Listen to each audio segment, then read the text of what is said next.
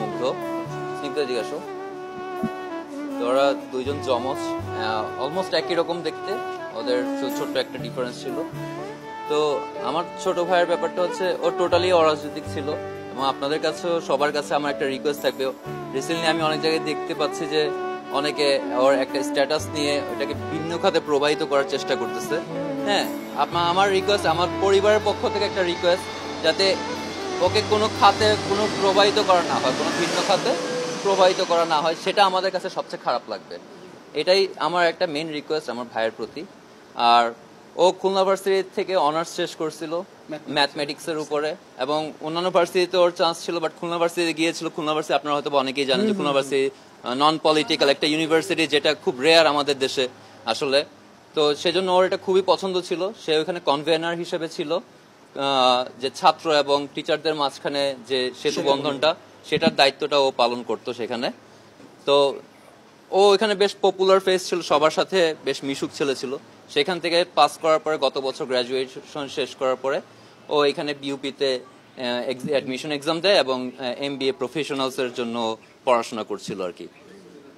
তো ও এর আগে স্কাউটিং এর সাথে, ওরা দুই ভাই আসলে স্কাউটিং এর সাথে পুরোপুরি রিলেটেড ছোটবেলা থেকে। আমাদের বাবা পূর্ণ সমর্থন দিয়েছেন আমাদেরকে সবসময় মানুষকে সহযোগিতা করার ব্যাপারে। স্কাউটের বিভিন্ন ক্যাম্পে যাওয়ার সময় দেখা গেছে আমার বাবা ওদেরকে টাকা দিয়ে দিচ্ছে যে ক্যাম্পে যাও, শিখে আসো কিছু, এভাবে করে বড় করা আর কি। তো স্নিগ্ধ মুগ্ধ দুইজনই ওরা স্কাউট থেকে ন্যাশনাল সার্ভিস অ্যাওয়ার্ড প্রাপ্ত। আপনারা হয়তো বা জানেন যে বনানীতে আগুন লেগেছিল রিসেন্টলি, সেখানে ওরা হেল্প করতে গিয়েছিল, যার কারণে ওরা স্কাউট থেকে ন্যাশনাল সার্ভিস অ্যাওয়ার্ড প্রাপ্ত। এবং আপনারা CCTV ফুটেজ চেক করতে পারেন, সবকিছু চেক করতে পারেন। ইভেন ওইখানে একটা কারোর প্রতি ইট পর্যন্ত ছুড়ে নাই যেদিন গিয়েছিল।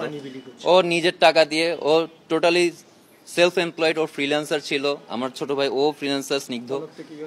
ওরা ওইখানে ডিজিটাল মানে ফ্রিল্যান্সিং এর জন্য ওরা বেশ কিছু অ্যাওয়ার্ডও পেয়েছে।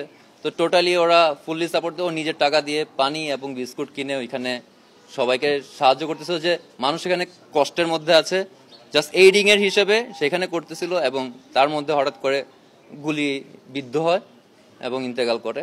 আপনারা দোয়া করেন, দোয়াই একমাত্র কাম্য, যেটা ওর কাছে এখন যেতে পারবে। ও তো আমার শুধুমাত্র ভাই না, মানে আমার বন্ধু বলেন, বেস্ট ফ্রেন্ড বলেন, ভাই বলেন, সবই ও ছিল।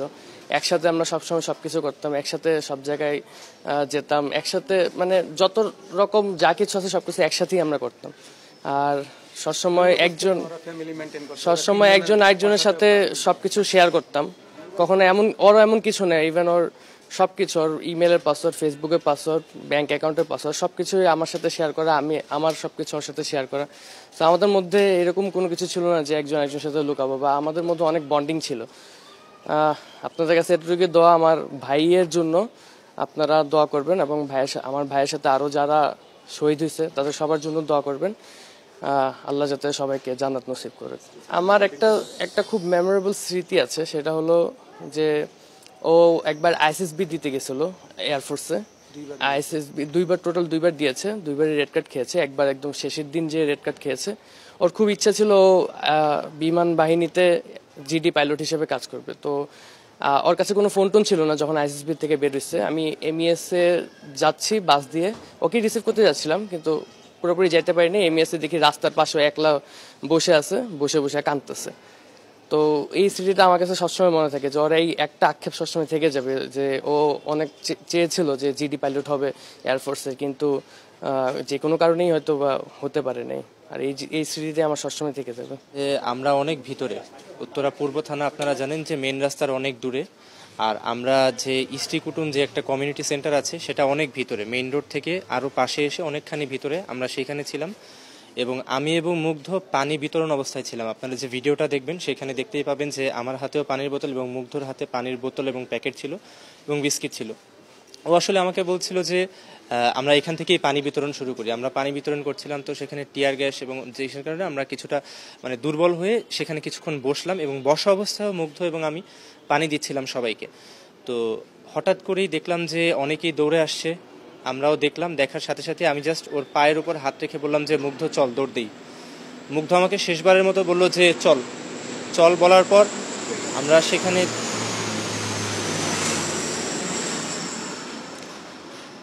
আমি যখন মুগ্ধকে বললাম চল, মুগ্ধ আমাকে সাথে সাথেই বলল যে চল। আমরা 3 জন ছিলাম বসা। আমার মুগ্ধর খুলনা ইউনিভার্সিটির একটা বন্ধু এসেছিল, নাম জাকির। ও ছিল সবার প্রথমে, দ্বিতীয়ত ছিল মুগ্ধ এবং সবার শেষে ছিলাম আমি। জাকির সাথে সাথে উঠে যায় এবং দৌড় দেয়। কিছুক্ষণ পরেই আমিও দৌড় দিই। দৌড় দেওয়ার পর আমি 2 থেকে 3 কদম যাবার পর যেটা দেখতে পাই যে জাকির আমার সামনে আছে এবং সবাই দৌড়াচ্ছে, কিন্তু মুগ্ধ আমার সামনে আর নেই। তখন আমি ওই জায়গাতেই থেমে যাই এবং ঘুরে তাকিয়ে দেখতে পেলাম যেটা, যে মুগ্ধর হাতে সেই পানির বোতল, বিস্কিটের ব্যাগ, সেই অবস্থাতেই মুগ্ধ মাটিতে পড়ে যাচ্ছে এবং আমার দিকে তাকিয়ে আছে।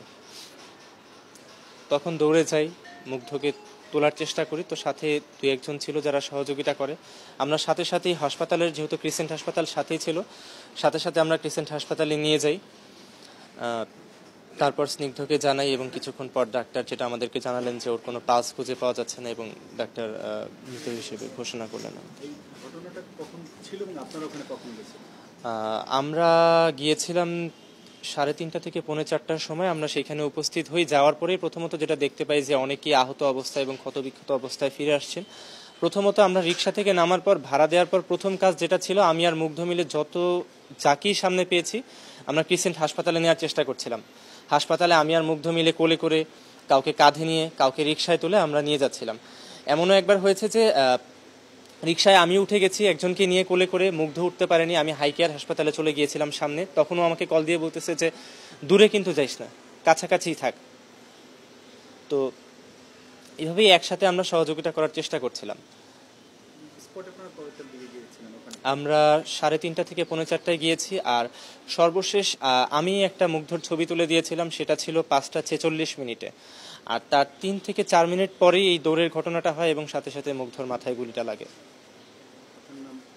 আমার নাম নাইমুর রহমান আশিক।